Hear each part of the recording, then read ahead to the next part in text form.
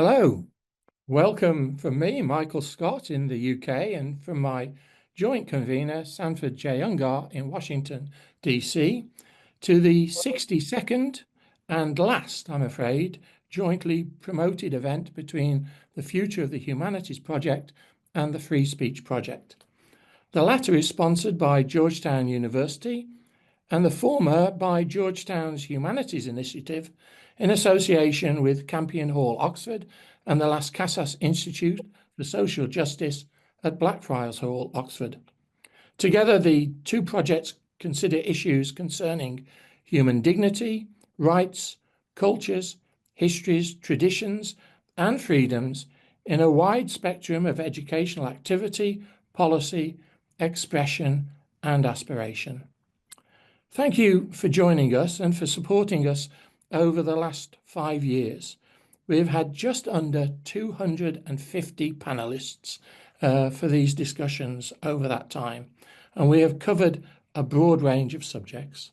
In a moment, I'll hand over to Sandy, who is the director of the Free Speech Project. He will introduce today's distinguished guests and moderate the ensuing discussion before I return to chair the question and answer session. From the start, you can type in questions to the panel by using the Q&A button at the bottom of your screen, not the chat one. These will come to me during the session, and I will try and put them to the panel to consider. We urge you to ask questions as and when they occur to you, so that there's no bottleneck at the end. This is an important subject today for the universities and for free speech, and I believe for democracy. Over to you, Sandy. Thanks very much, Mike. And we're going out in a blaze of glory with an excellent panel today, and as you note, an important subject. I'll first introduce the participants. John Drakakis is Emeritus Professor of English Studies at the University of Stirling in Scotland, and if he leans forward, we may see his face a little bit better than we see all the books in his library, but not always his face. John has been a frequent participant in these programs and has a broad view. He, like Mike Scott, is a Shakespearean scholar, among other things, and widely published in that role. Emma Green is a staff writer at the New Yorker magazine. She is based in New York, covers cultural conflicts in academia, has been awarded with prizes and from, among others, the Religious News Association. She previously worked at The Atlantic and has been published in the New York Times and been on a very popular radio show, This American Life. Lee Rowland is one of the keepers of the flame in the United States about censorship.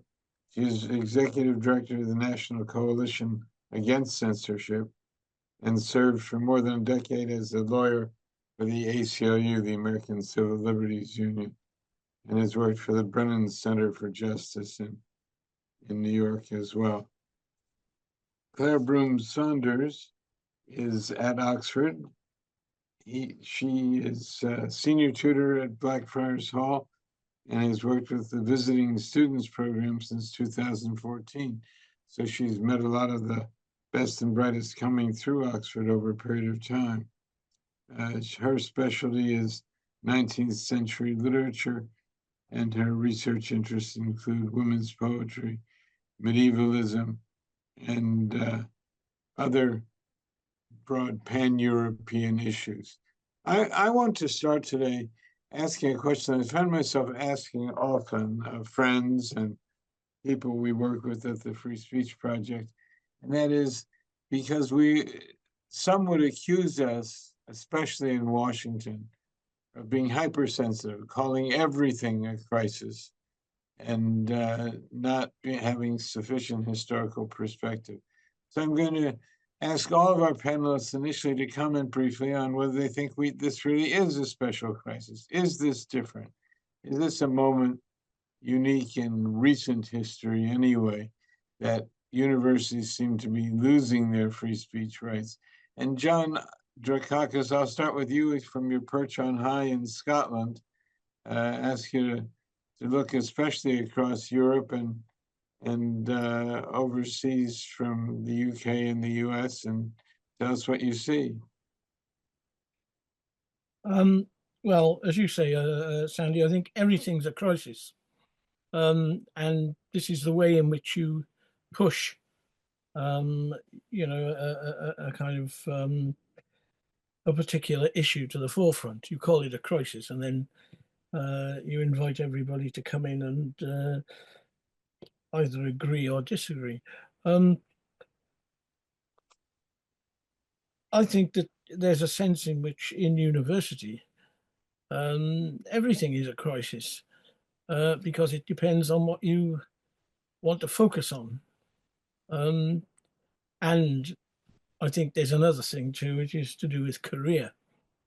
You make something into a crisis by drawing attention to it, and by drawing attention to it, you then draw attention to yourself. Well, is that what's happening here, John, or there are regimes in power in the US and in Hungary and various other places where there really is a suppression of speech at universities? And is that happening in the UK as well?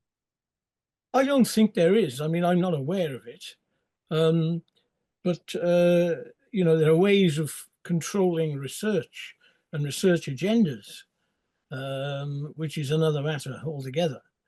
But no, I don't feel that I'm being in any way constrained in what I say. But why? I mean, if you're talking about Shakespeare, then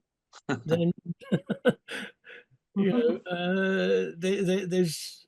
I mean, you can be controversial. I've been controversial in my time, and people try to shut you up. But beyond that, I don't really feel that there's a particular crisis. Okay, well, let's go to Lee Rowland, who makes a daily specialty of spotting censorship and this issue. Lee, do you agree? No, I'm going to be far more hysterical than John. And of course, I'll claim it's earnest, right? And objectively called for in the moment. But I think it's important to note that, I'm coming from a very American point of view. And as a free speech advocate, the thing that I'm often identified as is a First Amendment attorney, right? The First Amendment is Right. often a proxy for free speech values because that's the boundaries of the legal protections for free speech in the United States. And I have been a free speech or First Amendment attorney for about 25 years. And I'd say over that time, there's always push and pull. But I think we are in a moment where, for me, I in my, advancing age as a free speech advocate, tend to measure freedom or a crisis of free speech or where we are by how free people feel rather than what it says on paper in a hermetically sealed law school class. And I will tell you, I am certain that I am not exaggerating when I tell you, students who are not US citizens do not attend protests in this moment. Professors who do not have tenure do not feel free saying what they want to on social media or even in their research. And in general, I think university administrators are feeling immense pressure. I don't have to say I think. University administrators, private and public, are feeling immense cultural pressure to change how they deal with student protests, with academic freedom, by an American government that at this moment is not only a one-party rule, which is always, regardless of party, a hallmark of autocracy, or at least a risk of autocracy in the United States. But we are currently at a moment where I would say all three branches have fully demonstrated an abject lack of commitment to freedom of expression. And so we are in a very dangerous moment where the president is pretty openly and brazenly violating the First Amendment in huge ways with a massive focus on institutions, including institutions of learning. But at least in the United States, that is all of a piece with libraries and museums and other basically public institutions where we have the right to free inquiry. The Supreme Court has kind of turned its back on several of these clearly unconstitutional initiatives. And Congress has all but abdicated its power. So I absolutely think we are in a crisis moment. And I'm sorry to say that I think a month from now, we will look back and say it's even worse. And I hope we can talk about it a little bit, but we are on the cusp of a full McCarthyite, academy-wide witch hunt, not just, by the way, for higher education institutions, but for all 501c3s, which are charitable and nonprofit organizations under the United States tax code. There is a war on the ideology of institutions and nonprofits, and we are just beginning to see the implementation of that at the federal level. Emma Green. Yeah, I'd love to jump in. This is an area where I've been reporting, not just during my time at the New Yorker, where I focused on higher education, but also for a number of years as I followed issues of religious freedom, which tend to then expand into these bigger questions of free expression and First Amendment covered rights. I think the story that Lee is telling is partially correct, but also it's partial in the sense that what we're seeing now with the Trump administration absolutely creating an ecosystem where institutions of higher education are reevaluating how they deal with different controversial subjects on campus. But you could also go back, say, 15 years, 10 years, and think about the ways in which our culture in the United States on campus seems to have shifted, probably around 2014, 2015. There have been steady arguments around perceptions on campus from students and faculty, even administrators, around how free people felt to speak in classrooms or to share controversial opinions. And what we know is that something changed about a decade ago in American campuses, and particularly in elite campuses. So talking about top-tier universities, the most selective universities, a sense of chill that students especially felt in being able to express themselves in their classrooms and what ideas were permissible in a classroom. And, there are lots of accounts of why that is, why there's been this sort of shift in the culture, not just at universities, around a feeling of being able to speak up and say what you believe.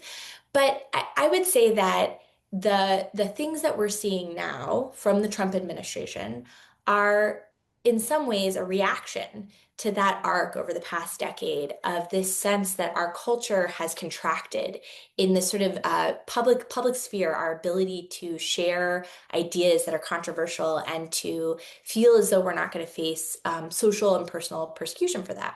So coming up then to the Trump administration, which I recently did a big feature story about the Trump administration's wide-scale agenda on higher education, which is basically brokered through these deals with a number of top universities around allegedly their violations of civil rights law when it comes to discrimination against Jewish students, for example, or violation of protections for women. Those are the Trump administration's arguments.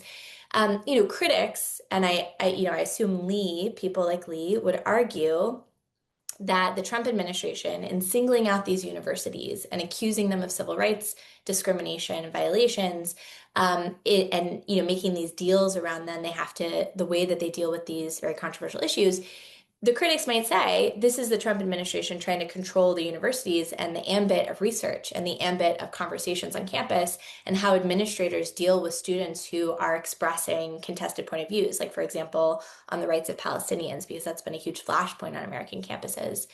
But I also think, regardless of whether that's true, regardless of that argument, which we should definitely come back to, it's just important to keep it in focus that the Trump administration has been able to wage this campaign because they've been given political permission to wage the campaign. This was part of what Trump campaigned on, this general feeling in the United States that there was a sort of constricting of freedom and that the culture had become too censorious. And so I think it's a more interesting picture when you think about how has the Trump administration actually sort of gotten its power to do this kind of thing. A lot of my sources told me they never would have done this during the first Trump administration because it would have just been unthinkable. Something has changed in our culture, and so I think it's worth wrestling with that sort of backdrop to the political moment in the United States.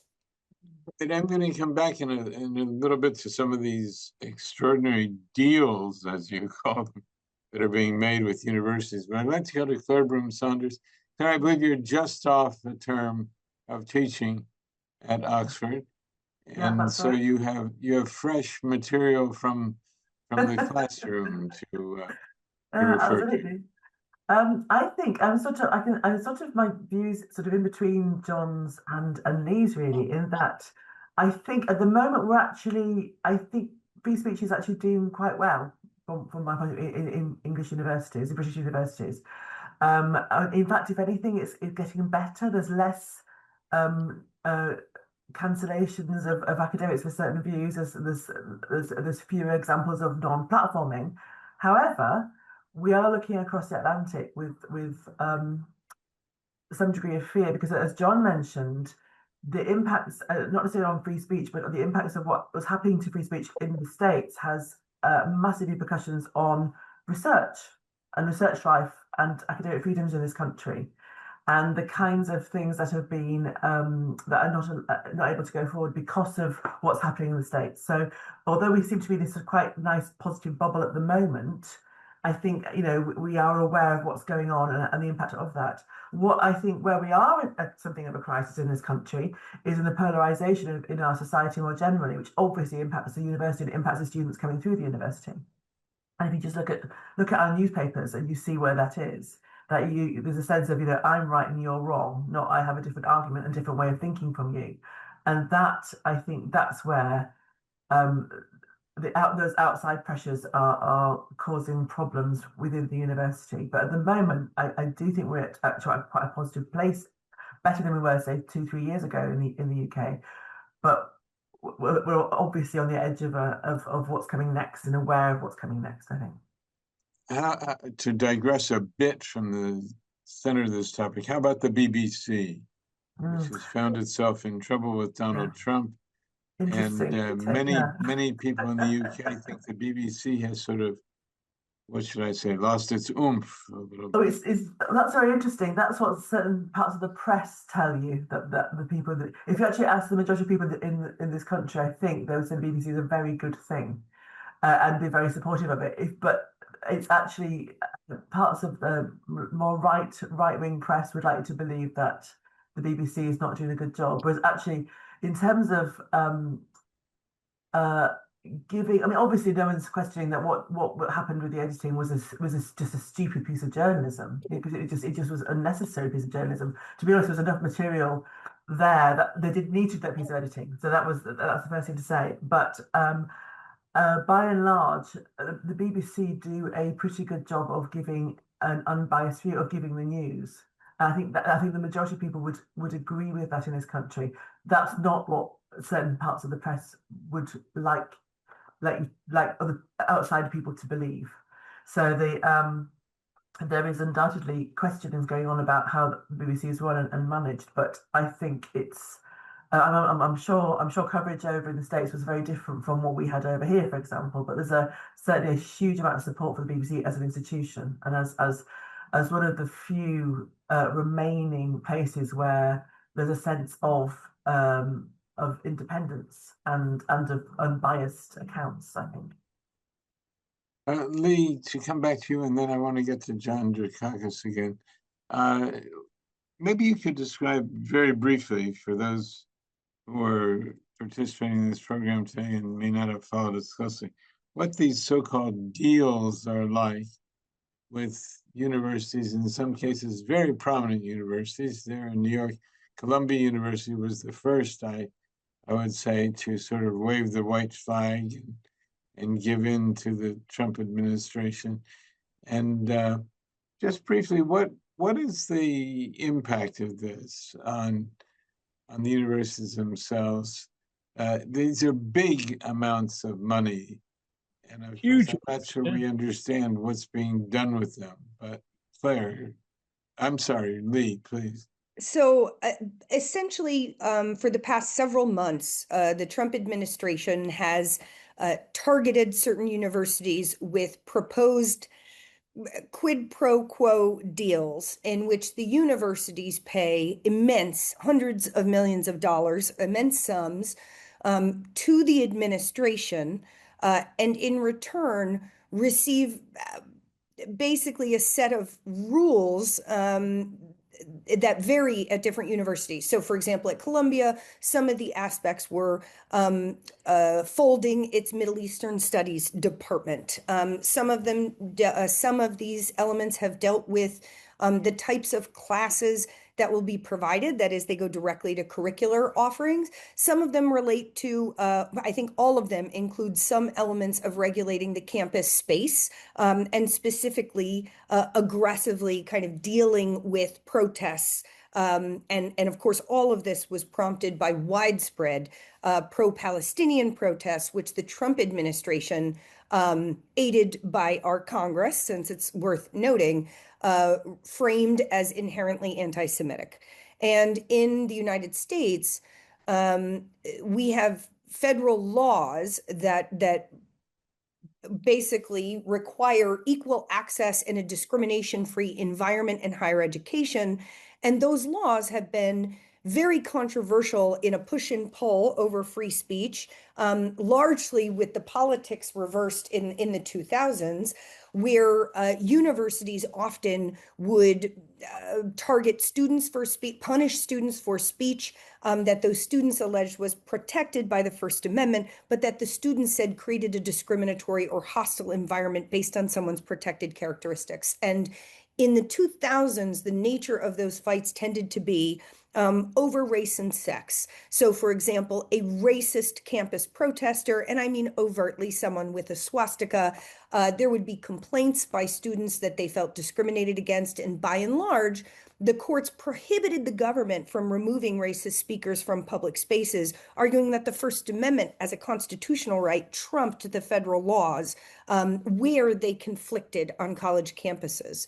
What we're seeing now is a complete flip of that, where the government effectively, and one really great example I know that you had flagged is in Texas, where the same governor, Greg Abbott, who several years ago signed the Campus Free Speech Act which basically said all public areas of campus are open for all speakers, regardless of how racist. And this was very specifically after a series of white supremacists had visited the campus. This is University of Texas. And effectively, after pro-Palestinian protests became the norm in the last 2 years, the same governor signed a law that completely turned that on its head, banned all protest overnight, banned certain types of protest, and that law was rightly struck down by a federal judge. So when actually tested in court, generally the federal courts have said the First Amendment rights still trump here over the government's claims that protest creates a discriminatory environment. Nonetheless, all of these universities who have signed these deals with the Trump administration have agreed to a regime where they are cracking down on the use of campus space, usually by students, occasionally it's faculty as well, but usually student protest, in ways that the US courts have said would violate the First Amendment if challenged. So we actually have a formal series of agreements that impact curricular decisions and academic freedom, including whole academic departments, while also treating the campus in ways that the courts have pretty consistently said violates the First Amendment rather than upholds either free speech or anti-discrimination values. Thank you. John Drakakis. Yeah, I mean, there's a big difference here between what goes on in the UK and what goes on in the States. I mean, we don't have a constitution that we can refer to. So First Amendment rights really don't matter to us in quite the same way as they would in the States. We know we that's don't have why a we've got one, constitution. John. Fun. I said we know that's why we have it. Well, we've managed to get on without it, and similarly with protests. I mean, the level of protest in the States You have a National Guard that can shoot people. That's what happened in, what was it? Ohio. Kent State University during Vietnam. Exactly. I mean, it's unlikely that that would ever happen in the UK. I mean, in fact, it's the far right in the UK that protests more than anything else. And it's usually regarded, with contempt, I think, by the vast majority of the population. So it's so different. And of course, the other thing about universities in the UK is that there are 44 universities that have charters. They're issued by the monarch of the day. And quite often, written into the university charter. For example, when I first started teaching in university, at the University of Stirling, I was protected from ever being sacked because the charter itself sort of didn't permit that. I mean, when we had tenure in the old system, we were well protected. I mean, I don't know how that works in the States. I mean, you talk about tenure, but I don't know what tenure means in the United States. Well, Emily Green, how well is tenure working in the United States right now? Well, historically, there have been tenure protections for some portion of faculty on American campuses, although increasingly universities rely on contingent faculty. So people who are brought on as adjuncts or visiting lecturers who don't enjoy the protection of tenure. There are also some public universities that have looked at firing tenured professors as part of financial constraints. So in Oregon, for example, there was a big controversy over the University of Oregon trying to wholesale fire whole departments and contract their headcount by getting rid of tenured professors, which makes you wonder, what's the purpose of tenure if you could just be laid off all the same? So, I think that some of the historic protections that have been in place for faculty, especially around faculty expression, are being weakened largely because of austerity around funds for universities, both from the federal level, but also from the state level. But I also want to back out of where we are in the conversation and just think for a moment about why it is that governments, be it just the American government or other governments around the world, might focus on universities for trying to achieve political ends. And I, in my reporting, especially looking at the Trump administration's large project around higher ed over the last 9 or 10 months, it really became clear to me that this is a deliberate project. It's very well thought through because the people who are in charge of architecting this agenda at the administration level, in the education department, in the White House, they understand that other universities take their cues from elite universities and that institutions generally watch what's happening on Harvard's campus. They watch what's happening at Columbia, and that gives this signal for how things are in the United States writ large. It's to Lee's point about, how free do we feel? Well, even if you live hundreds of miles away from Harvard, you might watch what's happening at Harvard, and that might affect how free you feel about expression in the United States. So I think the federal government in the US sees a lot of benefit or advantage from trying to control or regulate or correct what they see as an ecosystem that's overly ideological on American campuses. What I do want to add, though, to the conversation is a little bit of a push, again, thinking about what Lee has offered here about the legal situation.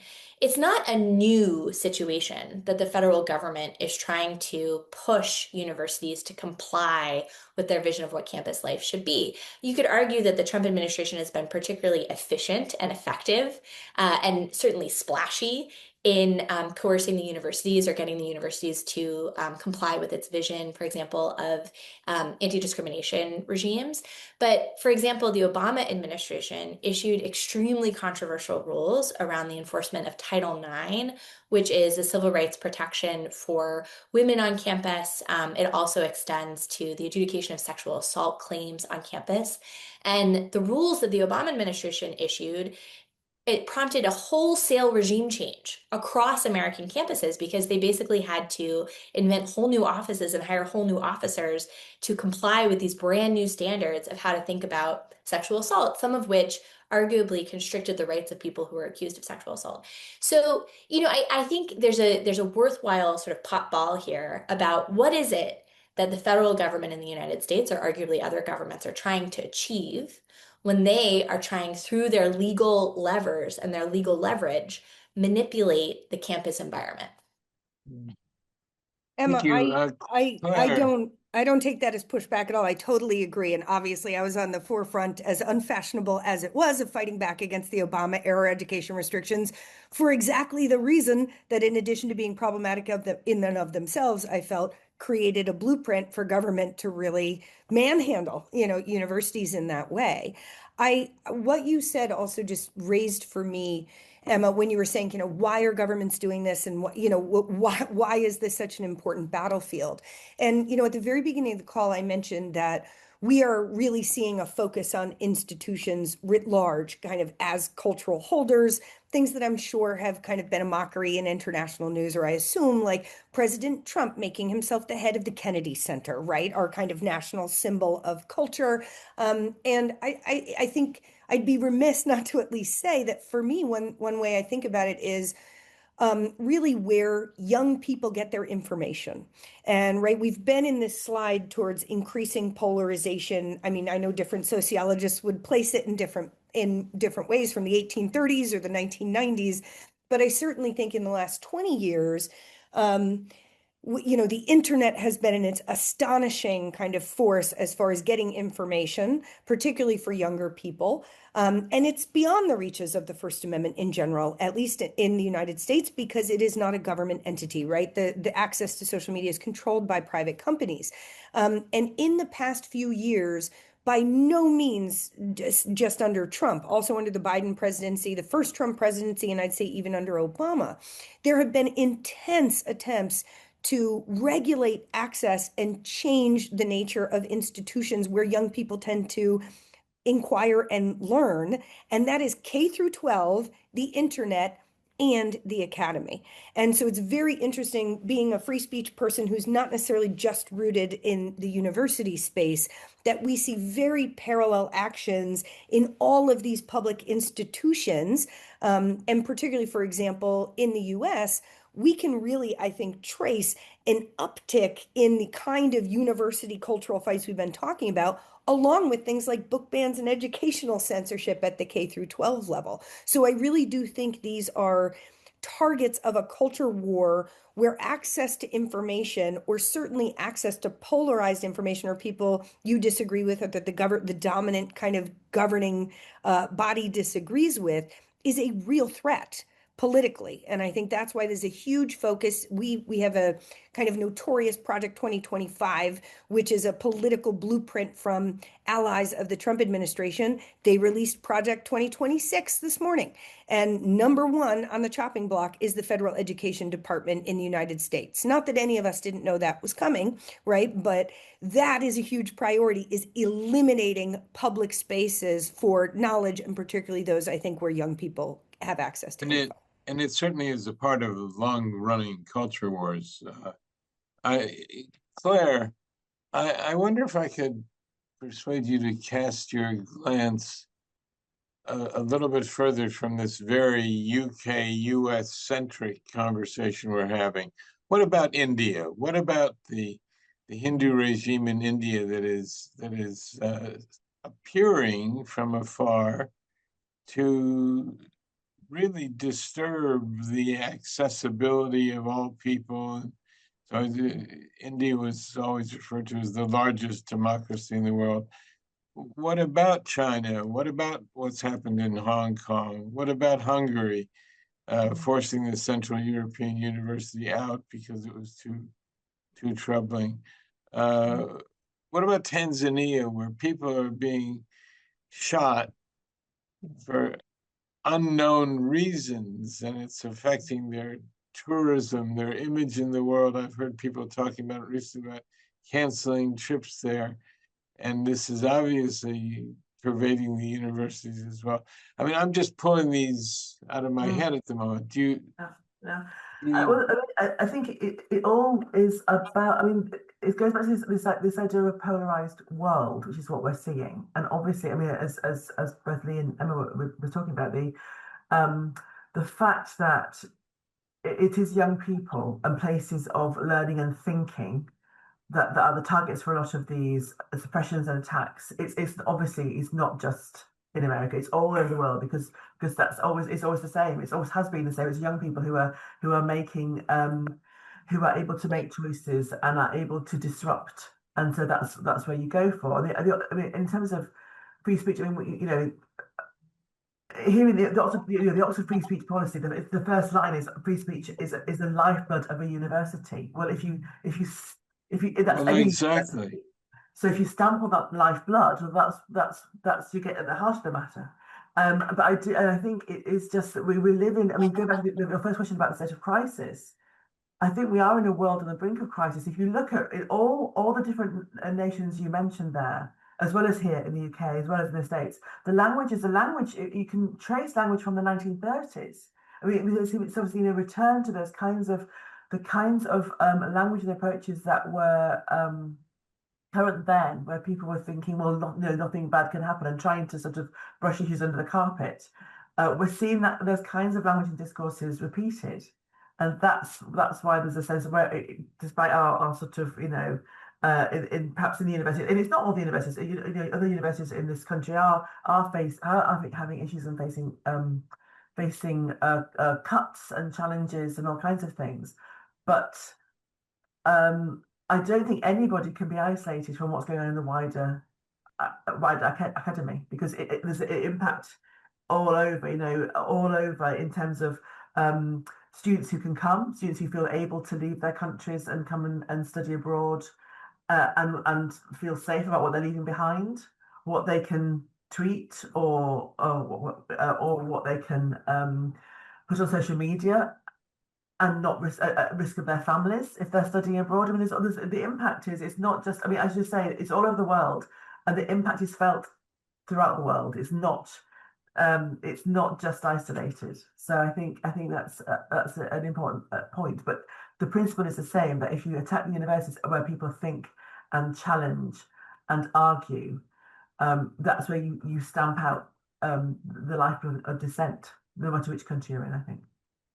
Yeah, I'd like to go back to Emma for a moment about some questions of how do we remediate these things that are going on? How do we, without polarizing, without politicizing, without just taking a political approach to it? And I personally believe that one of the problems is that a lot of the protests and arguments that go on have the mistaken impression that if people just shout louder, louder, louder, or get more and more disruptive, they will win, quote unquote. And the other side will give in, capitulate. And there's a lot of reason to believe that universities are capitulating, certainly. And I think that's not too strong a word.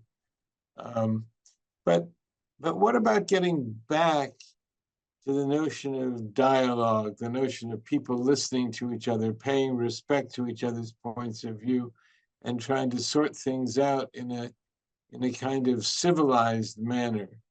It seems to be diminishing to me. I'd love to jump in on that. So I did a story last spring that looked at the attack on DEI, or the pushback against DEI, diversity, equity, and inclusion. And at first glance, it would seem like I'm answering a different question than the one that you just posed.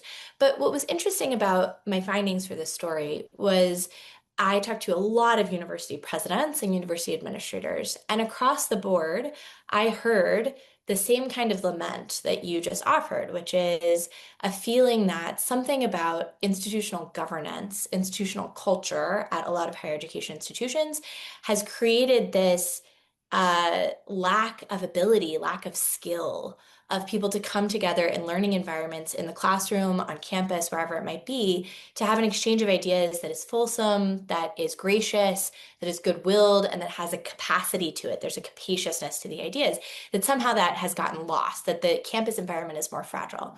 And a lot of these university presidents linked in their mind, and other people have argued this, they linked in their mind the sort of focus on a very, very narrow rendition of what DEI looks like, meaning a focus on identity, a focus on the ways in which your identity perhaps leads you to disadvantage, and having that mindset permeate campus culture and administration and institutions. These college presidents who I spoke to felt that perhaps things had gone too far. That, when you focus so much in that direction, what you encourage in students is a sense of their own fragility rather than giving students a sense that they're strong. They can encounter ideas that they disagree with. They should be able to argue vociferously for their point of view, but also they should be able to take in and encounter views that challenge them as well. So in this story, I looked at a lot of programs that have been popping up in recent years that are intended to be soft correctives. And I called this a little bit jokingly the pluralism pivot, that universities have decided that the way that they should frame their understanding of a big community of lots of different identities and lots of different views is not to focus on the difference, but rather to focus on how you live together, how you find space that you can hold with people who are very different from you in identity, background, and belief. So there's a lot of campus activity on this, speaker series and student programs. The university presidents are talking about these issues differently. And even in admissions, for example, NYU here in New York City, they even have questions on their admissions applications that say something to the effect of, when was the time that you built a bridge with someone that you disagreed with? Or how did you resolve a conflict with someone you disagreed with? So I do think within academia, there's attention being paid to this. I do think, though, there's an open question about whether this is all so much talk. It's a administrative fig leaf for things saying the same, or trying to present a good outward face to, for example, the Trump administration. And I think B, there's a real question about buy-in from the student level. I've definitely spoken to students who want this kind of thing. They feel hungry to encounter these ideas that have felt banned or off limits, and they just want to be able to talk about things that feel like they should be debated in a good faith way. But I think there's a sort of generational question about whether students want this, whether they're hungry to be developed in this way. I think that's a really open question. And obviously, the student population in the US is huge, and there's so many different kinds of institutions and things in college. But it's a sort of open question. Well, I would note that some things that used to be regarded as absolutely standard daily procedure, like sponsoring dinners or lunches or sessions where people come together hungry, where they come together to eat food, and there's some places that are touting this very highly. I can think of some in Wisconsin and other places that it's a great cultural breakthrough. Well, that's a little bit lame, because this used to go on daily, routinely, and nobody said, look, conservatives and liberals are having dinner together. I mean, what's the big deal? And so that, to me, is a sign of the regression of what's happened and the polarization, as you say. Lee. I'd love to push back a little bit. I understand. I think it's pretty well documented that we have a trend towards greater polarization, but I want to resist a characterization of what is happening on college campuses in this moment or protest as somehow evidence of that polarization. I'm really struck by the fact that this kind of current moment of university protest started at Columbia University, right? As far as I think media coverage and the kind of maelstrom that was on campus. And I have a book on my shelf that is actually like literally called an overview and takeaways from the summer of 1968 at Columbia. And during the summer of 1968, the Columbia campus was roiled, beginning with protests to the Vietnam War, but also with local race issues in New York City. And when you go through the chapters, it is, I guarantee if you read this without dates to someone else, they would think you were talking about 2 years ago, right? They took over Heinz Hall. There was all kinds of property damage. They did at one point call in local police and National Guard. They were unbelievably effective. Those students were powerful. As academics, you may say, wow, that's tarnishing the purpose of the campus. But that is often looked at, I think, with some rosy glasses to think that that was actually part of a massive catalyst of a civil rights movement in the United States.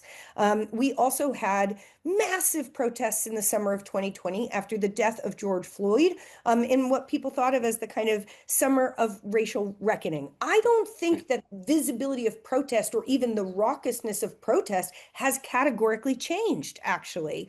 I think what has changed is the institutional reaction to that protest. And I actually believe, and perhaps this is very deeply cynical, that part of the reaction to that protest is because of the demonstrable power that earlier protests that got raucous, right, that used that community space loudly and upsettingly to other members of the university community, we now think of as kind of high points of protest and free speech in the 20th century. So and by the way, I would say, I happen to know the young woman who for the last several years was president of Hillel, which is the Jewish group on Columbia University. She hosted Saturday dinners for all the leaders of the pro-Palestinian encampments, and they broke bread together. So I think what I would just say, and maybe you weren't trying to say this, Sandy, so I don't mean to suggest a straw man argument, I don't think the nature necessarily of protest has changed, and I'm uncomfortable becoming older and wagging my finger at the, choices and tone that the students are using. That's not my role. But I do think the unbelievable reaction from adult society, right, political society to those protests has fundamentally changed, where now that is seen as a categorically awful thing that must be avoided at all costs. And I just have to say, it's obviously linked to the viewpoints that those students are espousing. So for me, I'm you're very unlikely to find me saying, oh, like wither civility on the college campus. I don't think that's changed, at least at the student level. But I think institutions no longer know how to productively handle protest and funnel those conversations into helpful academic exercise. Right. Well, I think you made a very important point quite effectively, and I appreciate you doing it. Could I add something? And then yes, Emma, briefly, because then we have to go to Mike and the questions that have come in. I would just say to our audience, our distant audience, if you haven't put through a question yet that you are interested in, now is a very good time to do it. Go ahead, Emma. And this is something that I'd also be interested in hearing from John and Claire about because you're interacting with students. But the one thing I'd add to Lee's account, which I think it's important not to have this historical revisionism, is I do think a big difference, though, is the student population. And something that I hear all the time in my reporting is this lament that students who have grown up online, many of the recent students who were online for a lot of their schooling during COVID, who were, given access to phones and social media from a very young age, and who in general, I think, live in a world where their frame of reference is huge, right? You live your life on social media, your entire world is universal as your audience. The consequences of your action and your statements are so different than if you just made a stupid comment in the 1970s in your high school, right? It would maybe go to your high school student newspaper, but it would never go any farther than that. I have heard so often that something that shifts this ecosystem of capacity for civil conversation, for capacious conversation, to not feel fragile, but rather sturdy when encountered with ideas that challenge you.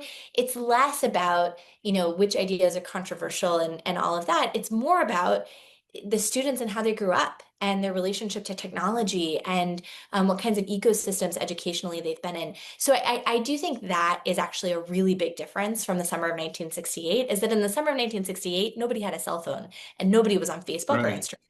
Well, And I do think think there are very important differences between 68 and today. The teach-ins of 68 are not something that's happening today. Not very much, anyway. I'd like to go back to Mike and ask him to raise some of the questions that have been sent in and enter that phase of the conversation. Well, thank you very much. We have a number of questions that have come in. One thing I'd say just before I go on to them, and you might just think about this because I might come back to it, is that what I've been aware of is that people talking in public, politicians in particular, who have no sense of history at all. It's as if history does not matter. And you get a situation whereby if you talked about, oh, there may be a parallel here with what Neville Chamberlain did, they wouldn't know what he did. Or who he was. Eh? Or who What, he was. or who he was, precisely. They wouldn't know. And so you're seeing same mistakes, I think, as Claire pointed out, the same mistakes happening now that happened in the 1930s without any historical understanding whatsoever. Because the thing that people are interested about is making money. And that's what we haven't talked about. It's making money. It's capitalism. And it's capitalism at its worst. And it's destroying those democracies that are based on capitalism.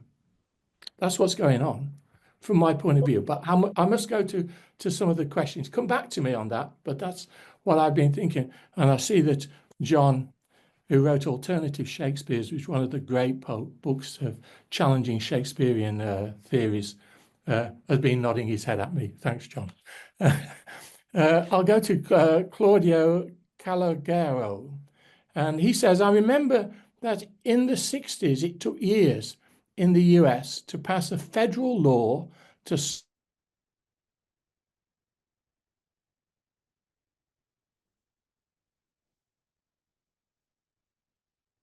I think you've gone mute. laws. We missed a big part of what you said. Okay, I'll try again. This is Claudio Calogero. I remember that in the 60s, it took years in the US to pass federal law to stop and ban the racial segregation because many states opposed the prevalence of state laws over federal laws. But now it seems much easier for the executive power to get rid of any acquired right and, at the end of the day, of the rule of law. Emma, do you want to start with this one? Well, I think what we've been speaking about with the Trump administration executing its agenda on higher education is a great illustration of this point, which is that the federal government under President Trump, but arguably long before President Trump under previous presidents, has become really powerful. And there have been a lot of efforts by people in the federal government, not just President Trump, but also Democratic presidents, to try to wield the sort of carrot and stick that they have with tremendous federal funds to get universities and other institutions to comply with their policy decisions, with their vision for what campus ecosystem should be like, with their interpretation of the law. That being said, so I think the expansion of federal power and the federal use of this power is undeniable. That being said, I also think we're in a time of realignment in higher education when state governments are exercising tremendous influence over universities, particularly big public universities, and more often in red states than in other states. We've seen laws passed in a number of states that help to regulate the way that universities deal with protest, but also creating, for example, new academic centers that are seen as an effort to try to bring more conservatives on campus, more conservative voices on campus. There's an effort out of a number of southern states to create a new accreditor that would largely run through state governments, which means that the state governments themselves would have more power in determining whether universities are doing their job well or not, as opposed to an outside third party. There's just a lot of action when it comes to governments trying to put a thumb on the scale for how higher education operates. And I think some of that is new. I think that there's more attentiveness to this on the right. Republicans have sort of gotten wise to the way that they can use their power and resources to change institutions that they largely don't like or see as biased. And I also think it largely tracks other trends within the United States, especially around the consolidation of federal power and the expansion of executive power, that higher education is one battleground among many, or one sort of arena among many, as Lee was talking about earlier, where governments are, the federal government is using its power to try to shape the world around it. Thank you. Lee, I saw you nodding there. Do you want to come in on that? I mean, everything Emma said was great. The only thing it's hard not to smirk a little, because as a civil rights lawyer, one of the most common things that we say to each other in the last couple of years is we're all states' rights advocates now. And that really has been for the last several years in the United States, because much of my career I spent working at the American Civil Liberties Union, which is a multi-issue civil rights group that, among other issues, I worked on free speech, but also does abortion rights. And when, for example, the US Supreme Court eliminated the federal right to abortion under a constitutional theory several years ago, many civil rights advocates completely realigned their tactics to really focus on protections in state law. And so and yet historically, for our generation of folks who went to law school in the 20th century, for example, we really inherited the concept of state rights. That's something that flowed, frankly, all the way from slavery and Reconstruction in the United States, that the federal government was thought to be a kind of liberalizing force, like the one world government. And so we always inherited as young lawyers the idea that states' rights were a tool largely of the right part of the political spectrum. And that's correct in the sense that it is a tool. It is not inherently, there are very few people, I think, who have an inherent human rights principle that it should be state versus federal rights. Most people actually have a substantive political belief set. And whether or not the federal or state governments have more power is essentially a utility. And how you see that probably depends on what values you hold. And so now that, at least for people on the left or civil rights advocates who see the weakening of federal civil rights protections, the elimination, for example, of the right to abortion, the Department of Education, they're seeing the states as the most fertile term to ratchet up those rights, on a national scale. So I was kind of smirking only because that is like the whole thing has kind of turned 180 over my career as an attorney. And now you really see people on the left investing in state protections rather than trying to get them at the federal level. Very interesting. Very interesting. Paul Murphy has got a question here. Could anyone speak about cancel culture against the right that preceded the Trump era? Eric Kaufman at the University of London has extensively documented some of these trends, and it seems that the kind of censorship described by Lee Rowland may be part of an unfortunate pendulum effect. As Claire Saunders said, is this not pointing towards a deeper decline of civic education in discourse and debate? Can I go to Claire first, and then I'll come back to Rowland? Claire? Yeah. Absolutely. I mean, this is when I was talking about the situation in the universities at the moment. I think cancel culture is something that we're kind of coming out of, and perhaps because we're swinging, perhaps cancel culture seemed to be what would be described as woke principles by people on the right. And I think that cancel culture seemed to be on those kinds of ideas. So perhaps one of the reasons we're coming out of cancel culture is because of a greater number of right-wing voices coming through, and that's why we're sort of somehow getting a more balanced situation now, I think. But I think I do think there is a major problem in the university about getting students to argue. I fear for the state of legal profession if you have to argue a case you don't necessarily believe in, because the idea that the sort of medieval universities of, oh, here's an idea that you disagree with, tell me why I should believe in it. It's much harder to get through now. It's much harder when even in essays, just engaging with texts, having the ability to really see through another person's eyes seems to become more and more difficult, and because of the polarization we're seeing wider in society, I think. But it's absolutely, if we're going to get out of this, the idea of crisis that Sandy referred to at the beginning, that's the way we do it. You come out by saying, okay, you disagree with me completely, but I have to see why you think the way you do. Within law, I would say that's really important, when we don't have the same kinds of constitution, obviously, as you have in the States. We do have an Equalities Act of 2010, which inscribes in law characteristics that cannot be spoken of in certain ways.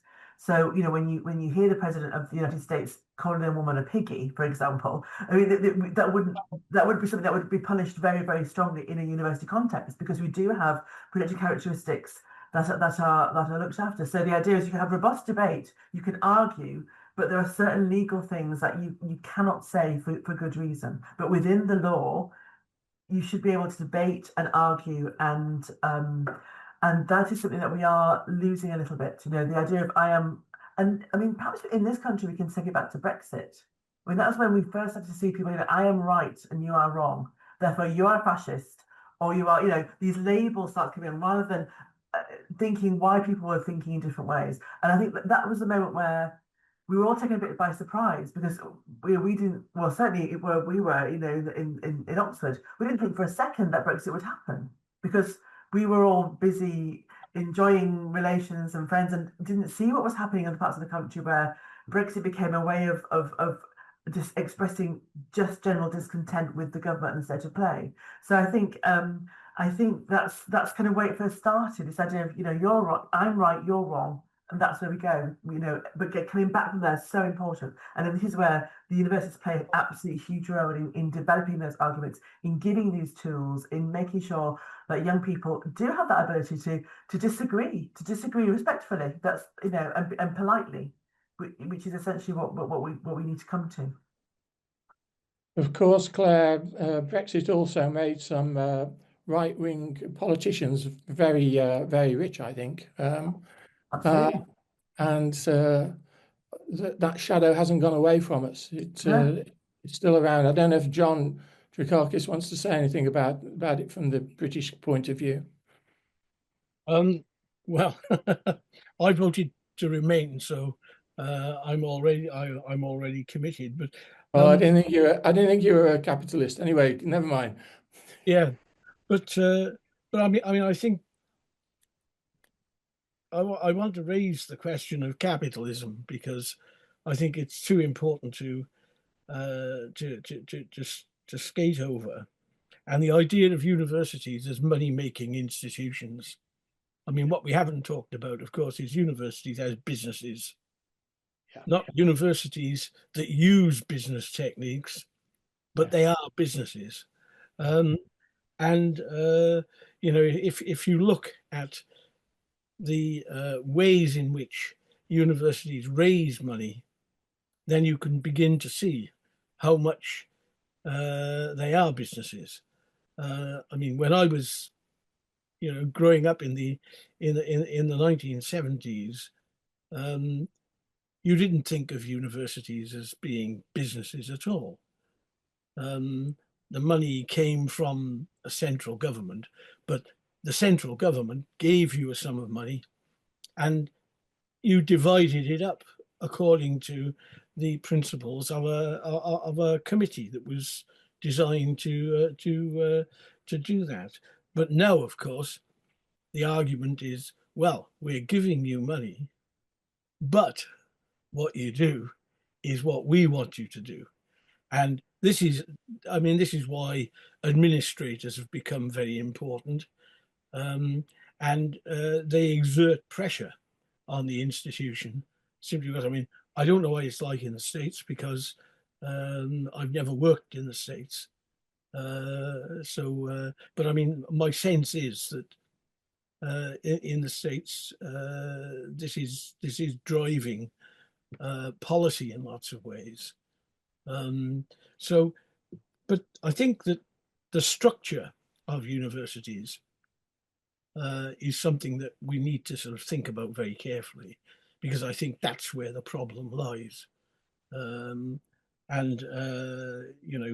If universities exist to make money, this is why, of course, many universities in Britain have got egg on over their faces over the business of the collapse in overseas students.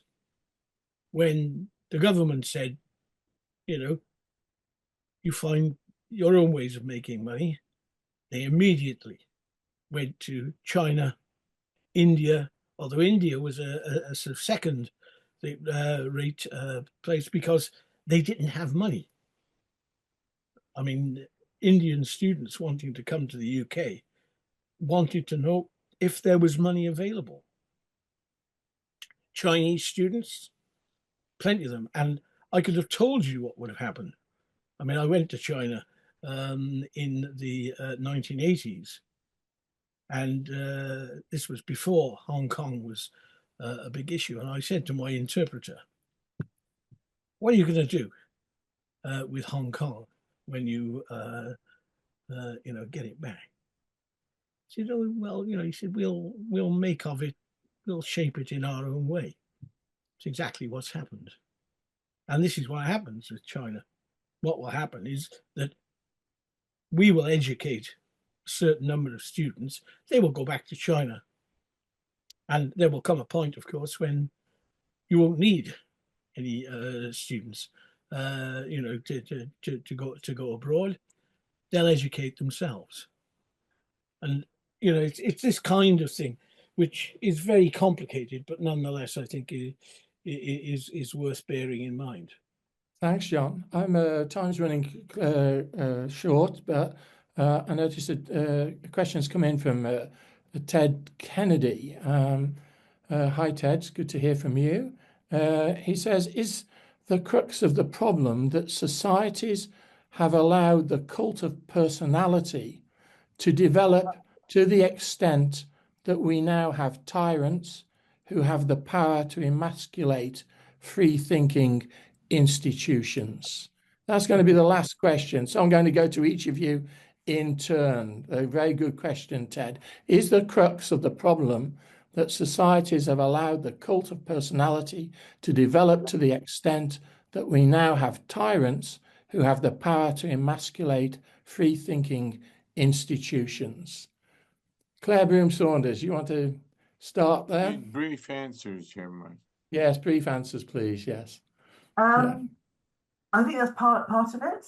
You have to think about the conditions that allow these tyrants to breed. I'm going back to my comparison with 1930s in Europe. It's not as simple as just saying that the tyrants with the power to emasculate. It's the conditions that have made those tyrants. Obviously, and I wouldn't disagree with the force of the question that there seems to be a group of autocratic rulers who are doing a lot of the controlling. But I think it's a bigger picture than just that. Okay, we might have to be brief. Lee?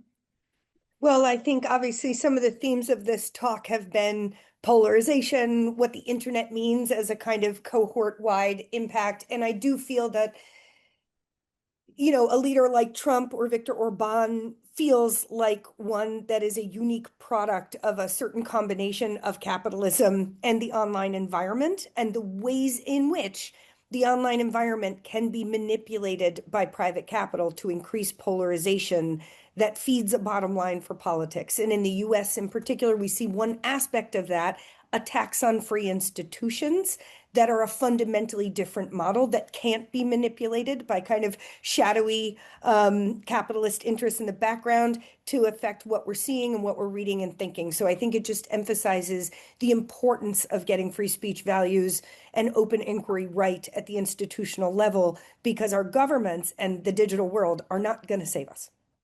Thanks very much. Very quickly, Emma. In the interest of being contrarian, I'd say no, that's not the problem, in the sense that I think that's far too reductive. And I do want to come back to something I said earlier in the conversation, which is one of the things that's so important to remember about President Trump, whether you love him or hate him, is that a lot of what he has been able to do right now, that you may love or hate, is a result of political permission that he won through popular election. And why did he win through popular election? Well, that's a very complex conversation and question. But, you know, in the United States, we still have elections and people are still able to make their pitch for their vision for the country and capitalize on people's discontent and a sense of cultural brokenness. And then, you know, execute their policy regimes, again, love them or hate them. And I think the question is not, you know, are these evil tyrants going to take over it all? But rather, how did we come to a place in the United States where President Trump was able, through this pitch, to persuade people to vote for him and elect him to office with a vote and electoral vote? Okay, time up. John Drakakis, one very quick response, please. I've actually forgotten the question. Well, John, it's about capitalism. You answered it before. Okay, I'm going to have to bring this to a close. Sandy, do you want to say anything? Well, just that this has been an excellent conversation. We've only nibbled at the edges of it in some respects, but I thank the panelists for being willing to disagree with each other, which is very helpful. And what I insist on trying to preserve, develop and preserve and cherish. Mike Scott and I have done this. We didn't know each other before we began 62 months ago. And we've gotten to know each other very well and to appreciate each other, I think. And if I may say so, we've been a good pair. So we've had a good run on this. Our universities have been very supportive and respectful, and it's been a great adventure. Others will do the same thing in different ways over time, and we say go for it, and keep thinking, keep arguing, and keep advancing the very notion that disagreement is the fertilizer we all need to develop our brains. Thanks, Sandy. I'll come back to you in a moment. Thanks to Claire Broom-Saunders, John Drakakis, Lee Rowland, Emma Green. Fascinating conversations today. And as we know, this is the last in the series of free speech project at the Crossroads International Dialogues in association with the Future of the Humanities. And indeed, all the series that we've been Zooming between Blackfriars Hall and Georgetown over the last 5 years. I'd like to give my deepest thanks to Sandy for chairing the panel and for all the work that we've undertaken together. And as he says, we've become good friends over the last 5 years. We didn't know each other, and we've just worked together, and I'm sure that friendship will continue. I must thank John Jack DeGioia, the former president of Georgetown. Without him, none of this would have happened. He was the inspiration for it, and sadly, he was taken so seriously ill quite a few months ago and had to retire. But we wish him all the best and thank him for all the work he did. An inspirational president of a university. I'd like to thank Tom Banshoff, who's the Vice President of Global Events, who's helped put all of this into process. And at Blackfriars, to John O'Connor, the Regent, to Richard Finn, who was the director of Las Casas, now to Hugo Slim, who is the director of Las Casas, and to Dominic Smith, who's the provost. Thanks also to Nick Austin, the Master of Campion Hall in Oxford. And a special thanks, a very special thanks to John McCabe and colleagues at Georgetown and also back here in Oxford who've made these Zoom events happen. I'd like to thank everyone who's been joining these sessions and who've asked questions, not just today, but in the past. Again, a special thanks to Sanford Jayungar, the Director of Free Speech. I'm Professor Michael Scott. I'm Fellow and Senior Dean at Blackfriars Hall in Oxford. You can follow me on Facebook as Michael Kerr Scott or LinkedIn as Professor Michael Scott. If you're wondering about Cultural Encounters, which has also come to an end, it is being published as a book next year, so look out for it. Thank you all very much, and thank you, Sandy. Bye-bye. Thank you, Mike, and I want to reiterate what you said about Jack DeGioia, who is one of the great leaders of higher education in this country and had that career cut short by an illness. He encouraged everything that we've been doing here.